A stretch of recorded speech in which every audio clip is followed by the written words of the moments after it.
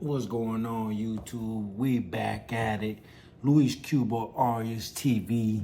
And guess what? Today's Friday, and tomorrow there's fights tomorrow. Boxing back on tomorrow. Tomorrow night, live from Riyadh season in Saudi Arabia. Big heavyweight main event tomorrow.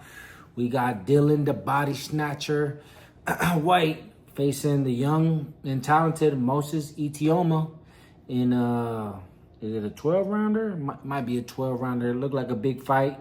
They want the young boy to step up. This is a really good fight, really tough fight for the young guy, Moses Itauma. Haven't seen much about him, but I went and looked him up, and he looks like he's a serious deal. At only 20 years old, he's 12-0 and 10 with 10 knockouts. I mean, to be young and to be knocking everything out, I mean, that's good. I've heard a couple comparisons of between him and Mike Tyson. A little crazy because, Mike was nuts. But this guy's, he's on the right path. He's, like I said, 12-0, 10 knockouts. And his last two opponents have been supposed to be tough fights. This guy, Mike Balagan, was 21-1, knocked him out in 2 rounds. The other guy, Dempsey McKean, was 22-1, knocked him out in 1 round. Guy before that knocked him out in 1. Guy before that knocked him out in 2. I mean, man, this guy's been knocking everything out in the first couple rounds.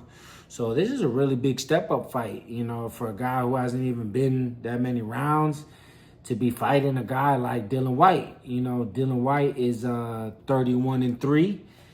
Tough guy. Out of those 3 losses, they were all by knockout, but he's fought the best of the best at the heavyweight division. He fought Anthony Joshua. He fought Tyson Fury. He lost to Alexander Povetkin by knockout, but then came back and knocked out Povetkin. He beat Chisora twice, one by decision, one by knockout. He beat Joseph Parker, who Joseph Parker is the #1 contender right now. He beat Lucas Brown. Beat David Allen, who David Allen is also in a very good position. He getting ready to fight for Eliminator. So this is a very tough fight for the young Itauma. Dylan White's been there with everybody. So this is a youth versus experience.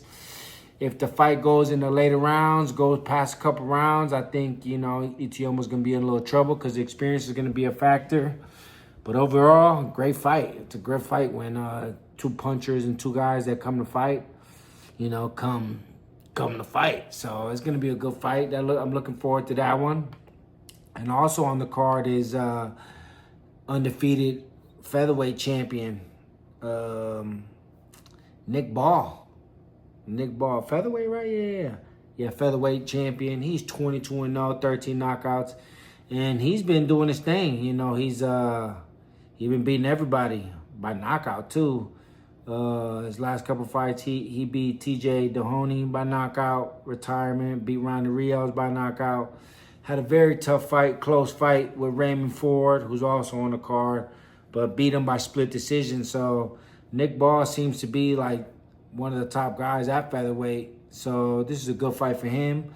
He's going to be fighting Sam Goodman, another guy, undefeated guy, 20-0, 8 KOs.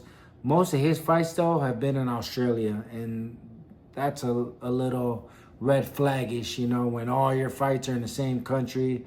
It's not the best. He has fought a couple guys, but again, everyone he's had to fight has had to make that trip all the way down under, and that's a long trip. So it's not a great sign when all you do is fighting in your own country. The biggest fights and the best fights are usually in America or in Europe, and the fact that he hasn't moved anywhere outside of that seems to be not the best. He's coming up against a tough undefeated guy, and this is his first fight at featherweight. Most of his fights were at the 122-pound limit. I mean, his last fight was at 123, but for the most part, he's been fighting at 120, 122. So this is a perfect opponent for Nick Ball to look good against, and show that he's still a top dog. But a guy undefeated gonna come with a lot to lose, so he gonna come to fight. And another person that's on the card is Raymond Ford former featherweight champion who actually lost to Nick Ball, but he's on the bounce back. He's 17-1 with 1 draw, 8 by knockout, and he moved up to the 130-pound super featherweight limit, and he's on a 2-fight win streak. 2 fights by unanimous decision, beat Orlando Gonzalez and Thomas Matisse. He's taking on Abraham Nova, who's 24-3. Raymond Ford is good. He's very agile, fast, very good boxing skills.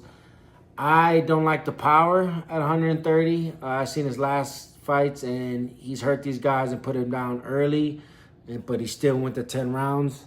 I wish he was a little stronger, but he still has some very good boxing ability, very good IQ, and he's a tough guy to beat. Very good legs, very good boxing, and Abraham Nova is going to have a tough task in front of him.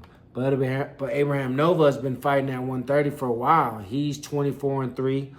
24 of those win by knockout. He's fought a lot of guys. He's fought, Andres Cortez. He, challenged Oceanique Foster for the world title. He ended up losing split decision, but he has a handful of guys that he's fought. He fought Robati Ramirez, lost by knockout, but he was doing good before he got knocked out. This guy got a lot of experience. He's been fighting at 130 for a while. He's had 3, 4. This is about to be his sixth or seventh fight above the 130, above the 126-pound limit. So I think he's gonna come give Raymond Ford a good fight. Raymond Ford got good legs, so in order for you to beat somebody with really good legs, you got to put a lot of pressure. Abraham Nova has nothing to lose. He's the opponent in this case, so he has to come in and make it a dog fight. So hopefully he can make Raymond Ford fight and make it an exciting fight. But overall, very good card from Riyadh season over there in Saudi. Looking forward to it. Tell me who you guys like, who you like. Comment below, like, subscribe. Who are you picking?